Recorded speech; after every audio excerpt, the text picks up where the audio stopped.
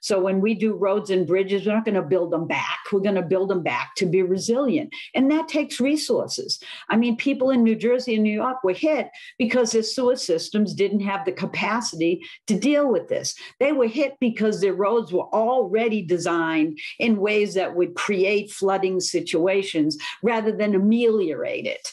We have to do better. That first package is really about that type of infrastructure investment that needs to be made. Now, the second package is a little bit more directive. Mm-hmm. You know, the second package is about how we really make the transition to clean energy investments so that we reduce the amount of emissions that are really contributing to climate and going to make them irreversibly worse if we don't. So that's about tax incentives for businesses to move to clean energy. It's tax incentives for consumers so they can afford to buy those new electric vehicles moving forward.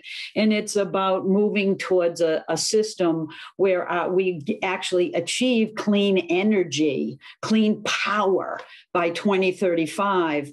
And it's about recognizing that, you know, we went through these communities in New York and New Jersey. And if you look at the pain and suffering in Louisiana, you know who's being hardest hit. We're talking about the poor. We're talking about people that don't have the kind of housing that you and I actually live in. We're talking about communities of color, tribal communities. A lot of the work that we need to do both in the infrastructure bill, but also in the reconciliation package is to make sure that those communities are equitably served, that we don't systemically disinvest in those communities, but instead put them at the front of the line because they're the ones that are being hurt the most and the most frequently.